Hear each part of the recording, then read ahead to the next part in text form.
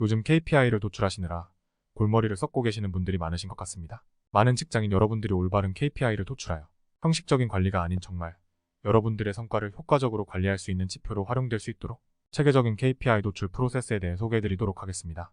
여러분들의 시간은 소중하니까 KPI를 도출할 때 이것만큼은 놓치지 않아야 하는 핵심 원리를 최대한 간단 정리해드리겠습니다. KPI 도출 전 모든 직장인들이 반드시 이것만은 숙지한 후 도출할 수 있기를 바랍니다.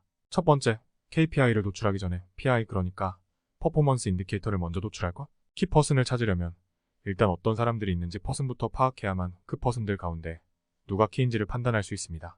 마찬가지로 키 퍼포먼스 인디케이터를 찾으려면 일단 어떤 퍼포먼스 인디케이터들이 있는지 PI부터 찾아야만 그 PI들 가운데 어떤 것이 키인지를 판단할 수 있겠죠. 따라서 다짜고짜 KPI를 도출하는 것이 아니라 먼저 PI들부터 찾아내는 것이 당연하고도 상식적인 순서입니다. 두 번째, 퍼포먼스 인디케이터를 도출하려면 먼저 추구하는 성과를 명확히 할 것. PI는 퍼포먼스 인디케이터이기 때문에 퍼포먼스, 그러니까 성과를 무엇으로 설정하느냐에 따라 인디케이터도 달라집니다. 추구하는 퍼포먼스를 원만한 교우관계 형성으로 했을 때의 인디케이터와 성적 향상으로 했을 때의 인디케이터는 당연히 달라지겠죠.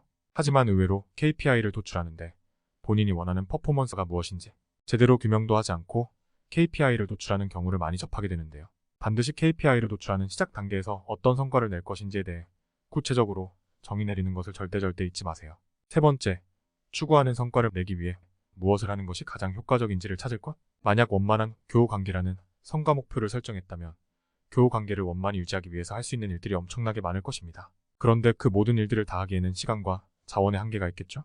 그래서 수많은 일들 가운데 나의 여건 속에서 무슨 일을 하는 것이 가장 효과적이고 효율적인지를 찾아 실행해야 합니다. 이것을 이니셔티브라 하고 PI를 도출하기 전에 일단 이 이니셔티브부터 찾아야 좋은 PI를 찾을 수 있습니다. 네 번째, 이니셔티브로부터 최대한 많은 PI를 도출할 것. 위에서 설명한 흐름에 따라 이니셔티브를 잘 찾아서 성공적으로 실행해야만 원하는 성과를 창출할 수 있을 것이라는 점을 알 수 있습니다. 따라서 목표 달성에 있어서 중요한 것은 성공적 실행인데요. 실행이 성공적인지 성공적이지 않은지는 정확하고 구체적으로 판단하기가 쉽지 않습니다. 하여 이것을 정확하고 구체적으로 판단하는데 도움이 되는 수치화된 지표를 찾게 되면 실행이 성공적인지 그렇지 않은지를 판단하는데 큰 도움을 얻을 수 있는데요.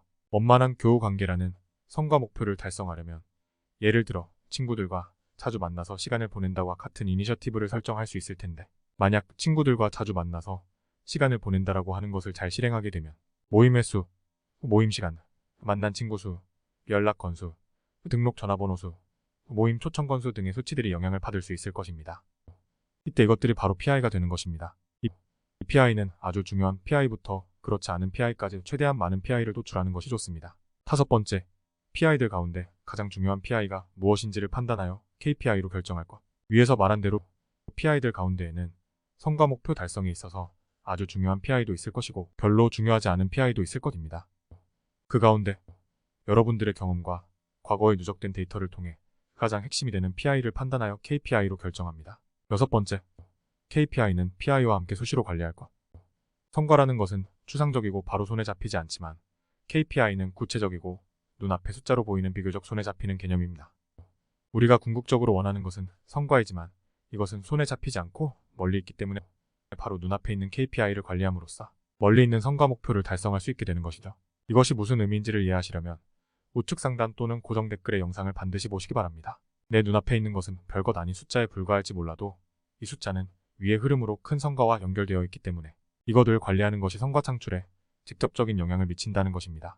KPI는 이러한 원리로 도출하는 것이 중요하고 이러한 원리를 알고 관리해야 합니다. 오늘은 최대한 간단 명료하게 KPI를 도출하는 전체적인 프로세스를 개괄적으로 소개해드렸습니다. 다음번에는 좀 더 구체적인 내용들을 설명드림으로써 더 완성도 높은 KPI를 도출할 수 있도록 도와드리도록 하겠습니다. 직장인 성장스쿨의 모든 컨텐츠는 카카오 브런치 직장인 성장스쿨 코너를 통해 글로도 학습하실 수 있습니다. 영상과 글을 병행하여 학습하시면 더 좋은 효과를 거두실 수 있을 것 같습니다. 앞으로 다양한 주제의 컨텐츠들을 통해 직장인 여러분들의 성장을 돕겠습니다. 감사합니다.